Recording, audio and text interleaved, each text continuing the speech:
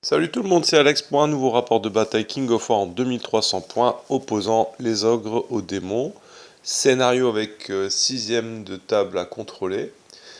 Si je contrôle le sixième de table qui est situé au milieu de la zone de déploiement adverse, je gagne 2 points et pour les autres sixièmes c'est 1 point. Alors après toute cette petite phase de test avec les elfes cylindres, j'avais envie de changer un peu de style de jeu, d'où un retour aux ogres. J'ai la sensation qu'en plus, avec le passage en formule 2300 points, je peux faire des trucs pas mal en ogre. Je pense que les ogres, ils sont plus à l'aise sur du 2300 que du 2000 points. Et au niveau de ma liste, pour une armée ogre, j'ai quand même pas mal de poses, comme on peut voir sur la liste qui a été imprimée. Et j'ai un noyau dur, hein, comme d'hab, avec les deux hordes de briseurs de siège et les deux hordes de chariots et les deux hordes de guerriers. Puis après, j'ai toutes les unités qui vont venir autour. J'ai le personnage nommé Nomagarok, qui est un très puissant sorcier qui peut soigner. Alors, ça, je trouve ça très fort chez les ogres. Et quand il soigne une unité, il lui donne la règle vicieux.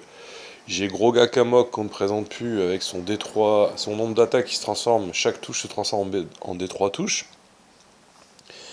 Et puis après, je fais un test, j'ai trois sergents boomers qui peuvent servir à chasser les unités volantes qui seraient passées derrière les lignes, ou à servir d'écran pour gêner les mouvements adverses, ou aller chercher des objectifs qui auraient été éloignés.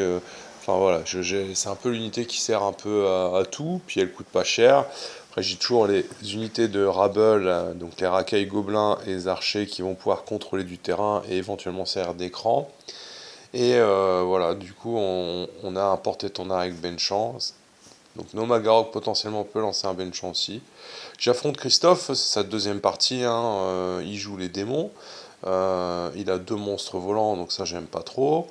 Mais en fait, ce que j'aime un peu plus, c'est que j'ai la supériorité numérique, puisque avec le fait qu'il a 4 monstres dans son armée, il n'a pas tant d'unités que ça, quoi. Et sur un scénario avec des sixièmes de table et des points de puissance, je pense avoir l'avantage.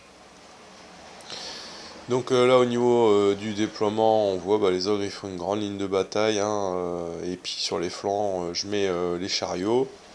De son côté, lui, il fait plus ou moins un flanc refusé, quoi. De toute façon, vu le peu d'effectifs qu'il a, il n'a pas forcément beaucoup de choix. Donc de plus près, on peut observer les unités, les diablotins avec le démon majeur volant, les flammes-bireurs, et à côté un Chronéas. Les démons majeurs de Nug, c'est les Chronéas qui ont le Cloak of Death. Les porte-pestes qui sont des Lower Abyssaux, des démons mineurs avec potion de force, encore une unité de flammes-bireurs. Les Molochs, représentés par les cavaliers porte-peste sur leurs espèces de créatures. Encore un Chronéas et un démon majeur. Les gargouilles et la dernière unité de Diablota. Du coup, par rapport à ça, je trouve que ça plutôt sympa, c'est que ces écrans sont assez éloignés des autres unités, et du coup, je serai un peu moins entravé dans mes charges. Les ogres, je les passe en revue en vitesse, puisque je les ai déjà mis dans d'autres rapports de bataille.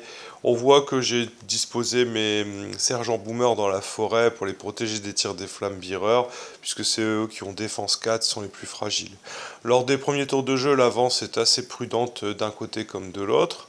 Je laisse mes chariots en retrait et j'avance avec le gros de mon infanterie. Le fait de mettre les chariots en retrait, c'est pour pouvoir contrer éventuellement ces monstres volants si vous voulez passer derrière les lignes.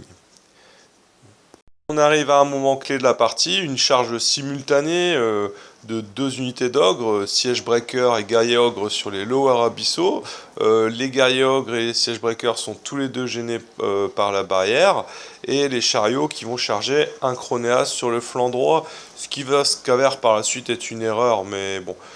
Et sur le centre gauche, j'ai Grogakamok et une unité de briseur de siège qui va charger les Molochs.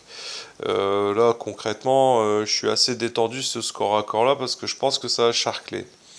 Les flammes-bireurs prennent quelques éclairs et des tirs d'archers gobelins, ils sont ébranlés. Je vais soigner avec Nomagarok un des sergents boomer qui avait pris la foudre, et je vais passer le corps à corps. Je ne vais pas passer le corps à corps sur les démons mineurs à cause d'un test de nerfs ridiculement faible, mais par contre les Molochs vont se faire écraser avant même d'avoir pu lever une épée, ce qui est plutôt positif pour moi. De la contre-attaque des abyssaux, bah, tout le monde tient chez les ogres, sauf l'unité de chariot qui était chargée de flanc.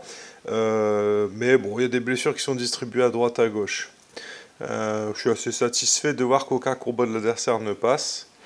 Le tour suivant, ben, je vais contre-attaquer avec mes unités, je vais prendre les lowers abyssaux. Mes chariots vont charger les diablotins derrière la tour du flanc droit adverse et les détruire. Les lowers abyssaux y tombent, donc ça fait une sacrée épine du pied en moins. Et puis de là, les siege breakers se repositionnent afin de menacer les flamboyants de la colline qui, une fois encore, ont été ébranlés au tir.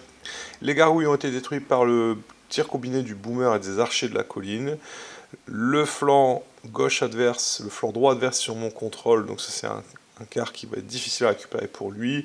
Et de là, il va se retirer un peu des corps à corps le mieux qu'il pourra. Et il va perdre encore des flambearers sur la colline. Et à partir du moment où il sent que la partie est perdue, il va se contenter de rester un peu en retrait pour pas accumuler des pertes supplémentaires sans forcément avoir une chance de revenir dans la game. À ce moment-là du jeu, il a plus aucun point de puissance d'unité, il peut plus revenir quoi. Donc voilà, la partie s'arrête sur ses dernières actions. Il va m'envoyer des boules de feu et quelques éclairs. Et puis en gros, il perd aux objectifs. Mais surtout, finalement, il va perdre d'une manière, c'est pas vraiment stratégique. Faute d'effectifs, il perd la partie quoi. Donc voilà, c'est une partie assez sympa. C'est pratiquement une partie initiation, hein, donc c'est pas là où forcément on va développer sa stratégie, ni moi ni lui. Mais bon voilà, il prend beaucoup de plaisir à jouer et je lui souhaite de continuer à jouer comme ça et de progresser jusqu'à prendre encore plus de plaisir. Pour ma part, je vais prochainement remettre un rapport de bataille en ligne opposant les ogres avec les orques de Arthur, que les gens avaient bien aimé. Enfin, sans faire qui sont magnifiques, quoi. Il partira sur une liste à thème avec beaucoup d'infanterie orque. Et moi, je rejoue à la même liste d'ogres que sur ce rapport de bataille. Et puis après, je ferai une petite absence parce que je m'en irai en vacances quelques jours. Et je reviendrai plus fort que jamais, avec beaucoup de 6, j'espère. Je vous souhaite à tous plein de belles choses et je vous dis à très bientôt. Allez, salut!